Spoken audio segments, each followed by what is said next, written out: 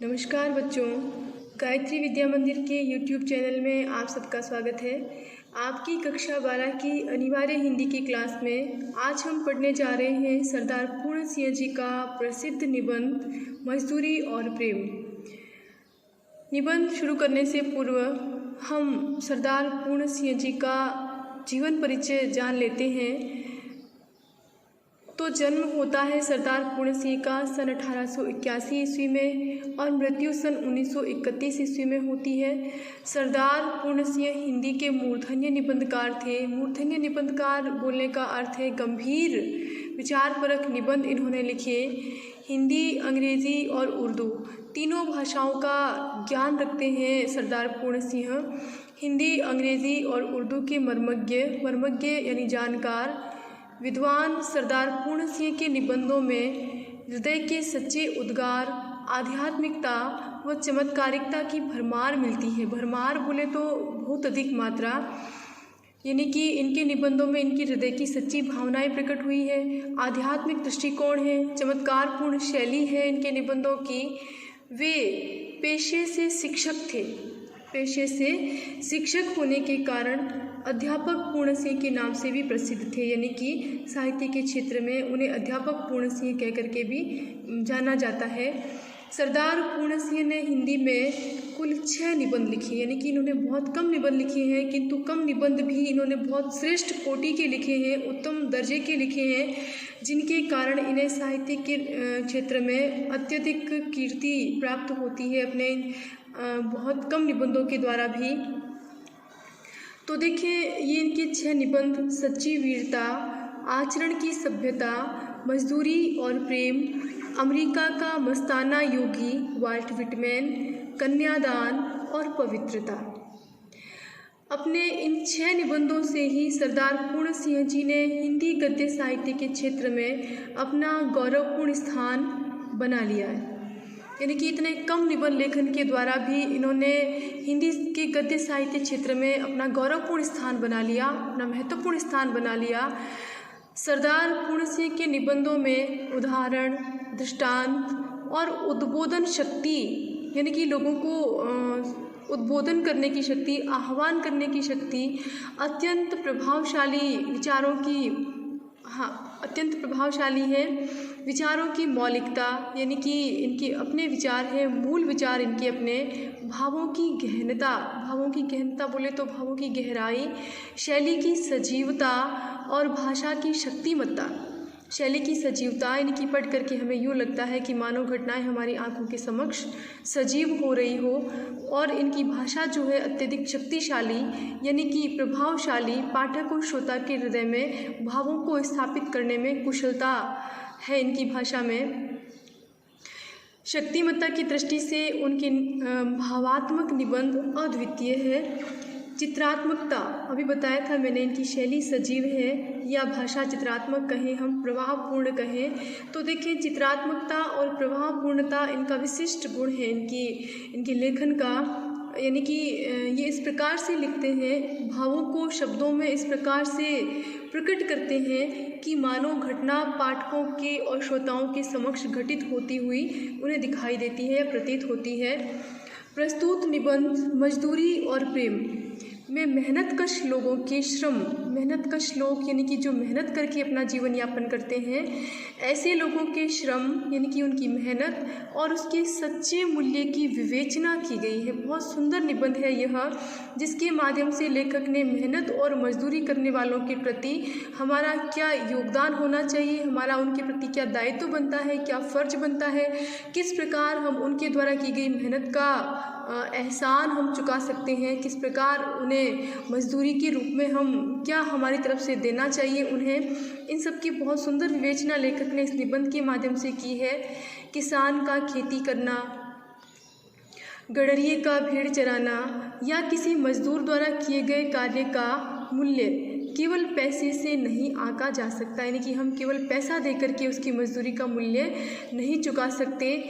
तो इन श्रमशील लोगों की साधना यानी तपस्या, साधना किसे कहा है, उनकी श्रम को, उनकी मेहनत को साधना, महानता व त्याग का मूल्य, यानी कि वे जब मेहनत करते हैं तो वह मेहनत उनके लिए एक प्रकार की साधना है, पूजा है, त्याग है, तपस्या है, ये उनकी महानता है। इसका मूल्य उनके प्रति प्रेम और सम्मान व्यक्त करके ही चुकाया जा सकता है, यानी कि हम पैसों से उनके इस एहसान को हम नहीं चुका सकते, क्योंकि वो जो श्रम करते हैं वह केवल श्रम नहीं बल्कि उनकी साधना है, उनकी महानता है, उनका त्याग और उनकी तपस्या है। तो उस साधना का, उस महानता का, उस त्याग और तपस्या का बदला हम केवल पैसों से नहीं चुका सकते।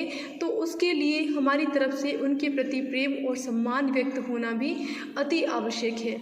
हमारा यह कर्तव्य बनता है कि इनके प्रति श्रद्धा एवं स्नेह का भाव अपने हृदय में रखें, यानी कि हमारा ये परम कर्तव्य है, हमारा यह दायित्व है मानव होने के नाते कि इन लोगों के प्रति हमारे हृदय में क्या होना चाहिए, इनके प्रति श्रद्धा, पूज्य भाव होने चाहिए और स्नेह का भाव भी इनके प्रति होना चाहिए। तभी हम इनकी मजदूरी का सच्चा मूल्य चुका सकते हैं, क्योंकि ईश्वर के सच्चे प्रतिनिधि भी वही है जो कठोर श्रम करते हैं और सज्जनता और ईमानदारी से जीवन व्यतीत करते हैं। तो ऐसे ईश्वर के सच्चे प्रतिनिधियों के प्रति हमारा दायित्व बनता है कि इनके प्रति हम श्रद्धा और प्रेम के भाव रखें।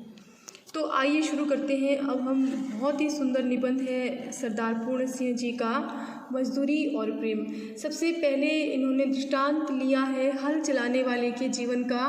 हल चलाने वाला बोले तो किसान, जिसके कारण ही हम सबका जीवन पलता है, जिस पर हमारी संपूर्ण अर्थव्यवस्था निर्भर है। तो देखें, शुरू करते हैं हम। हल चलाने वाले और भीड़ चराने वाले प्रायः स्वभाव से ही क्या होते हैं, साधु होते हैं। साधु अर्थात सज्जन, अर्थात श्रेष्ठ स्वभाव के या सीधे साधे हम कह सकते हैं। हल चलाने वाले अपने शरीर का हवन किया करते हैं। शरीर का हवन करते हैं यानी कि क्या कहते हैं सरदार पूर्ण सिंह कहते हैं कि खेत जोतने वाले किसान और भीड़ चराने वाले गडरिये स्वभाव से सीधे साधे और सज्जन होते हैं। किसानों के खेत क्या है, उनकी हवनशाला है। उनके हवन कुंड की ज्वाला की किरणें चावल के लंबे और सफ़ेद दानों के रूप में निकलती है। यानी कि जब वे खेती करते हैं तो खेतों में चावल के जो सफ़ेद दाने हैं वो यज्ञ कुंड से निकलने वाली अग्नि की लपटें हैं। देखें, इन्होंने पूरे किसान के खेतों को हवनशाला बताया है। किसान के खेतों को हवनशाला बताया। तो खेत हवनशाला, तो एक बार तो आप हवनशाला के दृश्य की कल्पना कर लें। पहले हवनशाला जहाँ पे हवन हो रहा है वहाँ पे उस दृश्य को एक बार आप सोचें, कल्पना करें। तो हवन कुंड में हवन हो रहा है। हवन कुंड में यज्ञ की ज्वाला की लपटें उठ रही है और उसमें से, उन लपटों में से छोटे छोटे जो दाने हैं वो भी उस पर बजते हुए, आवाज़ करते हुए दाने भी फूट रहे हैं। तो बिल्कुल आपने यज्ञ देखा है, आप सब ने देखा है यज्ञ का दृश्य। तो यहाँ देखिए लेखक ने खेतों को, खेत किसान की क्या है, हवनशाला। अब खेतों में जो चावल के जो सफ़ेद दाने हैं वो क्या है, उस ये हवन कुंड की ज्वाला की किरणें, यानी कि खेत हवन कुंड हो गया, उसमें जो चावल की फसलें हैं वह क्या है, वो चावल की फसलें उस हवन कुंड की ज्वाला की किरणें हैं जो उसके चावल के सफ़ेद दानों के रूप में निकलती है। और गेहूं के लाल लाल दाने इस अग्नि की चिंगारियों की डालियां सी हैं। गेहूं के जो लाल लाल दाने हैं वो बिल्कुल, अभी मैंने बताया आपको कि जो यज्ञ की जो लपटें होती हैं उन लपटों पर दानों से फूटते हैं, दाने दाने से फूटते हैं, उनकी आवाज़ें भी आती हैं। बिल्कुल नहीं देखा है, यदि आपने कभी यज्ञ तो ज़रूर देखें। इस पाठ को पढ़ने के बाद बिल्कुल आपको यज्ञ देखने की भी इच्छा रहेगी। तो बिल्कुल खेत उनकी हवनशाला है और चावल की किरणें जो है वो यज्ञ से निकलने वाली ज्वाला की किरणें हैं और गेहूं के जो लाल लाल दाने हैं वो अग्नि की चिंगारियों की डालियाँ सी हैं। बहुत सुंदर उदाहरण लेखक ने दिया है। मैं जब कभी अनार के फूल और फल देखता हूँ तब मुझे बाग के माली के रुधिर की याद आ जाती है। बाग की माली का रुधिर याद आता है। क्यों ऐसा? ऐसा इसलिए क्योंकि उस बाग में माली ने खूब मेहनत की होगी, उसकी मेहनत के कण ज़मीन में गिरकर उगे हैं। उसकी मेहनत के कण यानी कि उसके वह जब श्रम करता है, माली जब मेहनत करता है तो मेहनत के कारण उसके शरीर से पसीने की बूंदें जब धरती पर गिरती है, तभी उन बूंदों का स्पर्श पा करके मानो वो बूंदें, उसके पसीने की बूंदें ही मानो धरती में गिर करके और उगी है। और ये जो अनार फल और देखते हैं लेखक, तो इसके पीछे माली, बाग की माली का रुधिर याद आता है, यानी कि उसने खून पसीना एक करके और अनार के इन फलों को लगाने में इतनी मेहनत की है। तो उसकी मेहनत, उसकी श्रम दिखाई देती है अनार के फूलों और फलों में। और ऐसा कहते हैं लेखक कि उसकी मेहनत के कण ज़मीन में गिरकर उगे हैं और हवा और प्रकाश की सहायता से मीठे फलों के रूप में नजर आ रहे हैं।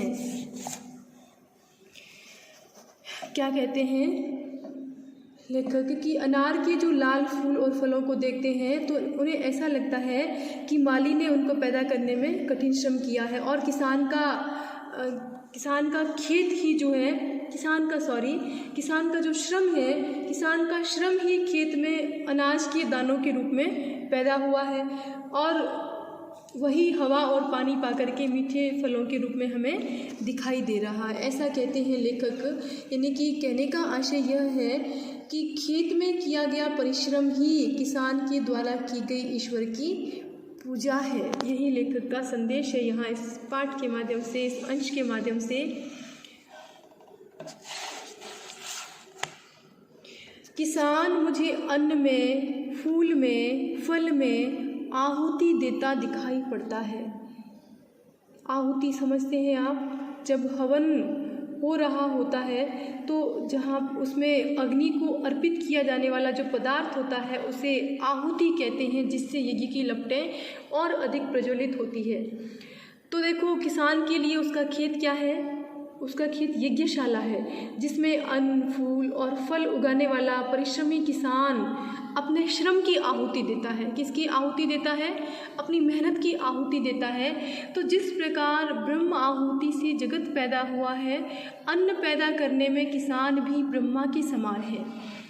ब्रह्मा जी ने इस सृष्टि की रचना के लिए बड़े विशाल यज्ञ का आयोजन किया और ब्रह्मा जी ने आहुति देकर के इस जगत को पैदा किया, तो जगत पिता कहलाते हैं ब्रह्मा जी। तो उसी प्रकार किसान भी अन्न पैदा करने में क्या है? ब्रह्मा के समान है। किसान अपने खेत रूपी हवनशाला में अपने श्रम की आहुति देते हुए अनाज उत्पन्न करता है और उसको खाकर के संसार पलता है। तो खेती उसके ईश्वरीय प्रेम का केंद्र है। मानो खेतों में किया गया उसका श्रम ही ईश्वर के प्रति प्रकट होने वाला प्रेम है। उसका सारा जीवन पत्ते पत्ते में, फूल फूल में, फल फल में बिखर रहा है। वृक्षों की तरह उसका भी जीवन एक प्रकार का मौन जीवन है। जिस प्रकार उसका सारा जीवन पत्ते पत्ते में, फूल फूल में, फल फल में बिखर रहा है। मानो किसान का संपूर्ण जीवन इस प्रकृति में, इन पेड़ पौधों में, इन फल फूलों में समाया हुआ प्रतीत होता है, उसकी मेहनत के रूप में, उसकी श्रम के रूप में। वृक्षों की तरह उसका भी जीवन एक प्रकार का मौन जीवन है। यानी कि किसान का जीवन बिल्कुल मौन का अर्थ यहाँ शांत से है। बिल्कुल शांत शुद्ध प्राकृतिक जीवन है किसान का। वायु, जल, पृथ्वी, तेज और आकाश की निरोगता इसी के हिस्से में है। इसका मतलब क्या है कि किसान जो है बिल्कुल प्रकृति के सानिध्य में जीवन जीता है। वह बड़े बड़े बंगलों में जीवन यापन नहीं करता, भौतिक सुख सुविधाओं से संपन्न जीवन यापन नहीं करता है। किसान बिल्कुल प्रकृति के समीप, प्रकृति के करीब, प्रकृति के सानिध्य में अपना जीवन यापन करता है। वह सीधे हवा, जल, पृथ्वी और प्रकाश और आकाश के संपर्क में अपना जीवन व्यतीत करता है। खुले आकाश तले तेज धूप में वह पृथ्वी पर यानी धरती पर ही सोता है, धरती पर ही बैठता है और बिल्कुल अपने खेतों में दिन रात मेहनत करके और अपना जीवन यापन करता है। तो मानव संपूर्ण प्रकृति की निरोगता भी इसी के हिस्से में है। मानव प्रकृति भी इसे स्वस्थ और निरोगी बनाए रखती है। किसान विद्या यह नहीं पढ़ा, जब और तप यह नहीं करता, संध्या वंदन आदि इसे नहीं आते, ज्ञान ध्यान का इसे पता नहीं, मंदिर मस्जिद गिरजे से इसे कोई सरोकार नहीं, केवल साग पात खाकर ही यह अपनी भूख निवारण कर लेता है। देखो क्या कहा है लेखक ने, किसान विद्या नहीं पढ़ा, यानी कि ये कहीं स्कूल नहीं गया पढ़ने के लिए, ज्ञान अर्जित करने के लिए, जब तप नहीं करता, किसी प्रकार की तपस्या नहीं करता, और जो लोग धर्म के नाम पर ईश्वर की पूजा करते हैं, सुबह शाम संध्या करते हैं, वंदना करते हैं, तपस्या करते हैं, वह सब इसे नहीं आते। किसान सिर्फ और सिर्फ दिन और रात अपने खेतों में मेहनत करता है, श्रम करता है, श्रम साध्य जीवन यापन करता है, ज्ञान ध्यान का भी इसे पता नहीं। जो लोग ज्ञान अर्जित करते हैं, ध्यान लगाते हैं, योग आदि करते हैं, उन सब से किसान कोसों दूर है। मंदिर मस्जिद गिरजे से इसे कोई सरोकार नहीं। जब लोग मंदिर मस्जिद गिरजे में जाकर के ईश्वर की आराधना करते हैं, अपने लिए खुशहाली मांगते हैं, उन मंदिरों मस्जिदों से किसान को कुछ भी लेना देना नहीं। कहने का आशय ये है कि किसान का खेत ही उसके लिए उसका ईश्वर है, खेती उसकी ईश्वर के प्रति की गई क्या है, पूजा है। यानी जो श्रम करता है, जो श्रम करता है वही उसकी साधना है, वही उसकी पूजा है, वही उसकी वंदना है। सुबह शाम अपने खेतों में जो काम करता है वही उसकी संध्या वंदना है, सुबह की और शाम की। और ज्ञान ध्यान इसे नहीं आते, बिल्कुल ध्यान में लीन होकर के अपने खेतों में मेहनत करता है किसान। अन्य सांसारिक आकर्षणों के प्रति उसका कोई लगाव नहीं है, सिर्फ और सिर्फ खेती ही उसके जीवन का मानो मूल ध्येय है, और खेती ही मानो उसका ईश्वरीय प्रेम का केंद्र है। केवल साग पात खाकर ही यह अपनी भूख निवारण कर लेता है। केवल साग पात यानी कि केवल सब्जी पत्ते आदि खाकर के, और ये अपनी भूख को शांत करता है। यानी कि विशेष भोजन की आवश्यकता किसान को नहीं है, सीधा साधा भोजन किसान करके और अपने खेतों में काम करता है। ठंडे चश्मा यानी सोता यानी झरना, बहता हुआ जल, ठंडे चश्मों और बहती हुई नदियों के शीतल जल से यह अपनी प्यास बुझा लेता है। ऐसा नहीं कि किसान को मिनरल वाटर की आवश्यकता पड़ती है। किसान अपने खेतों में काम करने के लिए निकलता है तो वहाँ यदि उसे प्यास भी लगती है तो खेत में खुले तालाबों का, बहते हुए झरनों का पानी पी करके अपनी प्यास को शांत कर लेता है। प्रातः काल उठकर यह अपने हल बैलों को नमस्कार करता है। देखो अपने हल और बैल, क्योंकि उसकी हमजोली है, उसके जीवन के साथी है और उसके सुख दुख के साथी है और उसके जीवन के सबसे बड़े सहयोगी है, मित्र है। तो उठते ही अपने हल और बैलों को नमस्कार करता है और हल जोतने के लिए चल देता। किसान की दिनचर्या का वर्णन किया है लेखक ने। दोपहर की धूप इसे भाती है, दोपहर की धूप इसे भाती है यानी कि अच्छी लगती है। कहने का आशय ये है कि भरी दोपहरी में किसान अपने खेतों में डट करके मेहनत करता हुआ दिखाई देगा। इसके बच्चे मिट्टी ही में खेल खेल कर बड़े हो जाते हैं। इसके बच्चों को खेलने के लिए किसी विशेष खिलौने की आवश्यकता नहीं होती है, वे मिट्टी से खेल खेल करके बड़े होते हैं। इसको और इसके परिवार को बैल और गायों से प्रेम है। इसको यानी किसान को और किसान के परिवार को अपने बैलों से और अपनी गायों से प्रेम है, उनसे लगाव है, उनकी यह सेवा करता है। पानी बरसाने वाले के दर्शनार्थ यानी कि बरसात के लिए, इंद्र देवता के लिए पानी बरसाने वाले के दर्शनार्थ आंखें नीले आकाश की ओर उठती है। पानी बरसाने वाले के दर्शन करने के लिए इनकी आंखें, किसानों की आंखें नीले आकाश की तरफ देखती है यानी उठती है। अंडरलाइन करें आप, नैनों की भाषा में यह प्रार्थना करता है। नैनों की भाषा में यानी कि मौन मूक भाव से, ऐसे चिल्ला चिल्ला करके मांगता नहीं है भगवान से, जैसे हम लोग मंदिर में जाकर के मूर्ति के आगे खड़े होकर के हे भगवान ये भी देना, भगवान वो भी दे देना, भगवान हो सके तो इतना और कर देना मेरे लिए। ऐसी प्रार्थना किसान नहीं करता है, मौन मूक प्रार्थना है किसान की।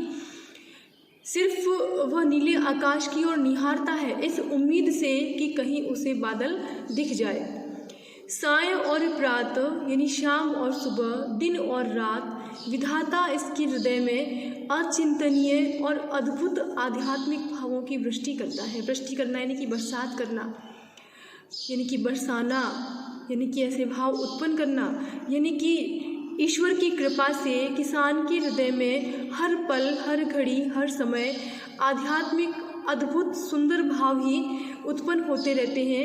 यदि कोई इसके घर आ जाता है तो यह उनको मृदु वचन, मीठे जल और अन्न से तृप्त करता है। यानी कि किसान किस प्रकार अवगत करता है अपने घर आने वाले मेहमानों की, तो मृदु वचन यानी कि सबसे पहले तो मधुर वाणी में उसका स्वागत करेगा, मीठा जल पिलाएगा और उसको भोजन आदि से तृप्त करता है।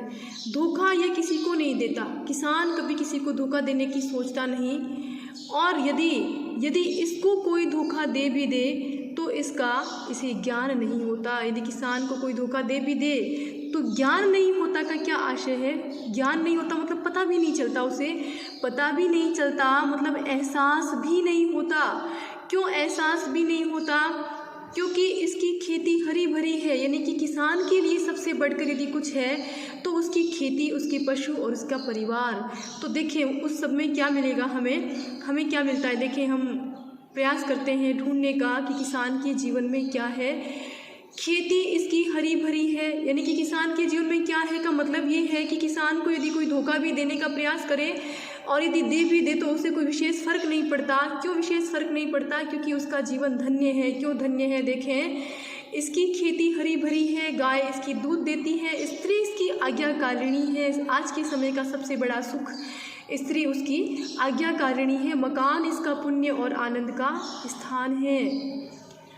यानी कि उसका जो परिवार है, उसकी जो खेती है, उसके जो पशु है, सब उसको सुख देने वाले हैं। इसके अलावा यदि उसे कोई धोखा भी देता है तो किसान को कोई विशेष फ़र्क नहीं पड़ता, क्योंकि किसान की दुनिया, उसके खेत और उसका परिवार जो है वो धन धान्य से परिपूर्ण है, इसे कोई छीन नहीं सकता। और इसके अलावा यदि उसे कोई धोखा देना भी चाहे तो किसान को फ़र्क नहीं पड़ता।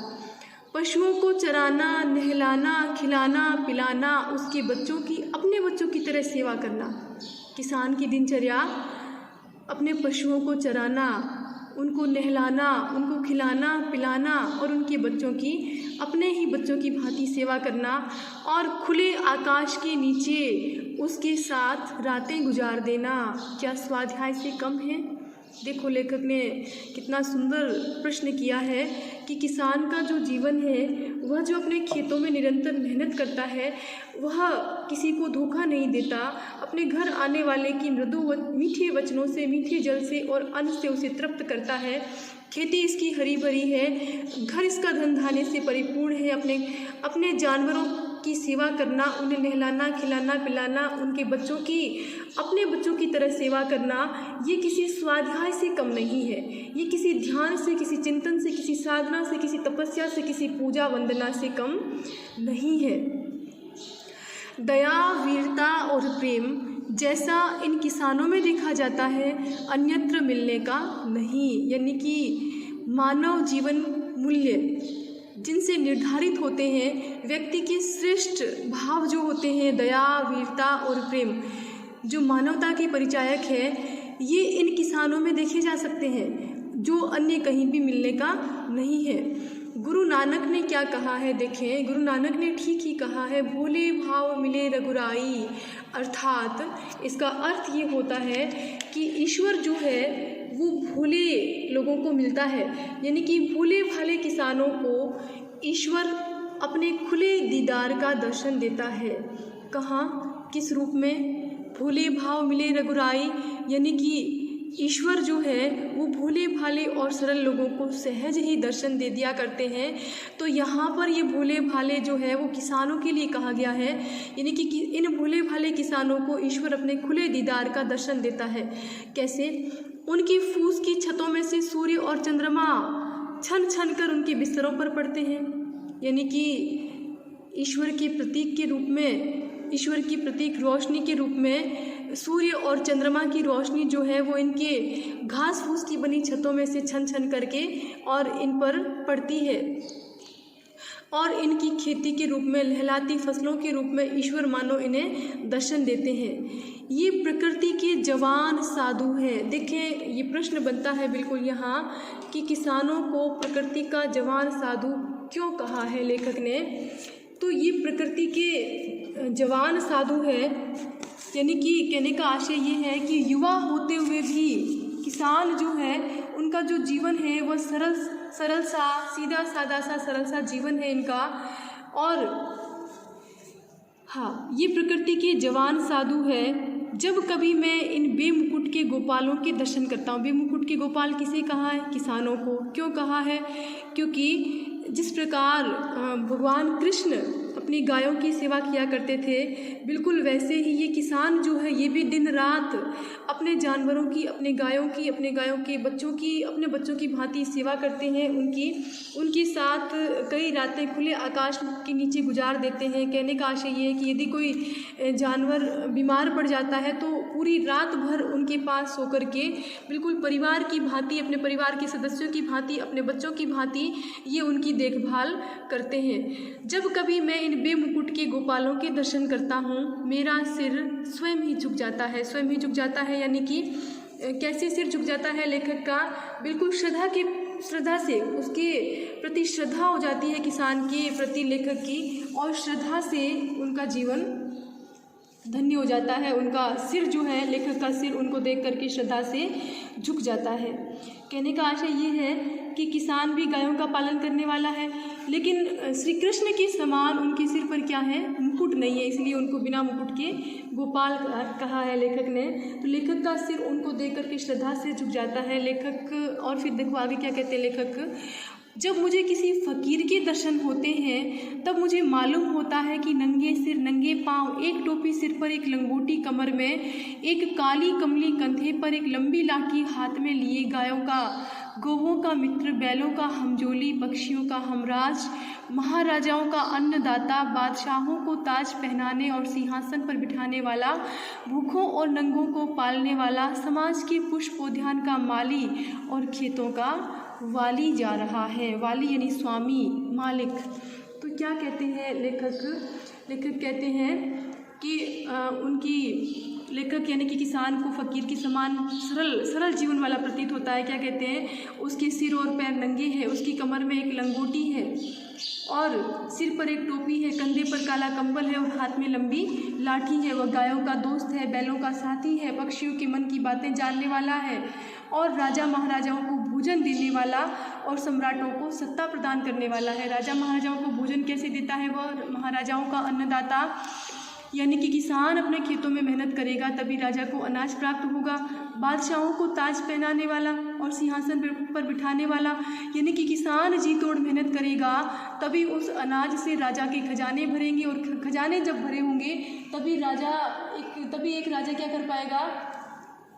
तभी राजा अपने क्या कहेंगे, सामरिक दृष्टि से मजबूत बनेगा, यानी कि सुदृढ़ सेना का निर्माण कर सकेगा। जब उसका खजाना भरा होगा तभी वो तो सेना पर खर्च कर सकेगा और तभी वह अपनी सीमाओं को सुरक्षित रख सकेगा। तो इस प्रकार अप्रत्यक्ष रूप से इन सब के पीछे किसान का ही हाथ है। हाँ, तो क्या कहते हैं लेखक कि भूखे नंगे और गरीबों का पालन पोषण करने वाला, भूखों नंगों को पालने वाला, समाज के पुष्पोद्यान का माली, यानी कि समाज रूपी फूलों के बगीचे का माली है और अपने खेतों का स्वामी है किसान। तो देखिए कितना सुंदर तरीके से लेखक ने यहाँ ये प्रदर्शित किया है कि किसान का गरिमामय स्थान आज भी उतना ही प्रासंगिक है। इस बात पर हमें ध्यान देना चाहिए, संपूर्ण समाज को इस बात पर ध्यान देना चाहिए। देखिए यहाँ पे वाक्य बिल्कुल छोटे छोटे हैं, लेकिन देखिए शैली जो है बड़ी सजीव है लेखक की, भाषा जो है वो चित्रात्मक है, भावात्मक है बिल्कुल। और इस प्रकार अभी हम यहीं तक रखते हैं और आगे हम पढ़ेंगे गडरिये का जीवन। लेकिन उससे पहले लिखेंगे आप यहाँ किसान हल चलाने वाले के जीवन से आप कुछ प्रश्न लिखेंगे। बिल्कुल लिखिए आप प्रश्न। तो पहला प्रश्न आप लिखेंगे, खेती उसके ईश्वरीय प्रेम का केंद्र है। किसान ईश्वर की उपासना किस तरह करता है? खेती उसके ईश्वरीय प्रेम का केंद्र है। किसान ईश्वर की उपासना किस तरह करता है। तो देखें, किसान अपने खेत में रात दिन श्रम करता है, खेत उसकी हवनशाला है, उसमें वह अपने जीवन का हवन करता है, श्रम की आहुति देता है। उसके खेत में उत्पन्न हुए चावल के लंबे और सफ़ेद दाने और लाल गेहूँ इस हवन कुंड से उठने वाली आग की लपटें हैं। वह अन्न पैदा करने में ब्रह्मा के समान है और खेती करके ही वह ईश्वर की उपासना करता है। दूसरा प्रश्न आप लिखें, गुरु नानक का कथन भोले भाव मिले रघुराई किसान के जीवन में किस तरह घटित होता है। भोले, या फिर देखें भोले भाव मिले रघुराई कथन का आशय स्पष्ट कीजिए। भोले भाव मिले रघुराई पाठ के आधार पर कथन का आशय स्पष्ट करें। तो देखें, किसान का जीवन सरल होता है और किसान निस्वार्थ भाव से अपने खेत में मेहनत करता है और पूजा पाठ आदि बाहरी दिखावटी बातों को वह नहीं जानता, नहीं अपनाता है। उसका सादा और पवित्र और श्रमपूर्ण जीवन जो है, उसके कारण ईश्वर स्वयं उसको दर्शन देते हैं। उसके प्रत्येक कार्य में ईश्वर का स्वरूप व्यक्त होता है। ठीक है, और फिर लिखें आप एक तीसरा प्रश्न और लिखें, जब कभी मैं इन बेमुकुट के गोपालों के दर्शन करता हूँ मेरा सिर स्वयं ही झुक जाता है। जब कभी मैं इन बेमुकुट के गोपालों के दर्शन करता हूँ मेरा सिर स्वयं ही झुक जाता है। लेखक का सिर किसके सामने झुक जाता है और क्यों। तो देखिए, सरदार पूर्ण सिंह ने अपने इस निबंध मजदूरी और प्रेम में किसानों को बेमुकुट का गोपाल कहा है। क्या कहा है? बेमुकुट का गोपाल। श्री कृष्ण गोपालन करते थे, गायों को पालते थे, उनके सिर पर मोर मुकुट था, किंतु किसान बिना मुकुट के ही अपने प्रेम, त्याग और मजदूरी के कारण लेखक की श्रद्धा के पात्र बन गए हैं। वह मौन रहकर प्रेम भाव से श्रम करने में लगा रहता है। किसान का जीवन सरल है, कमर में लंगोटी और सिर पर टोपी लगाए हाथ में लाठी लिए जाता किसान अपने त्याग और सादगी के कारण किसके जैसा लगता है? फ़कीर के जैसा लगता है। वह अन्नदाता है, राजा महाराजाओं और गरीब लोगों का पेट भरने वाला है, इसलिए उसको देखकर लेखक का सिर श्रद्धापूर्वक झुक जाता है। ठीक है, और देखें, आपके पाठ्य पुस्तक से एक प्रश्न आपको करना है कि किसान का जीवन त्याग और मेहनत का जीवन है, कथन को स्पष्ट कीजिए। ठीक है, ये हो गया आपके हल चलाने वाले का जीवन और उससे संबंधित जो प्रश्न है आपके यहाँ वो भी हो गए। और अब हम पढ़ेंगे आगे कल गडरी का जीवन। तब तक के लिए धन्यवाद।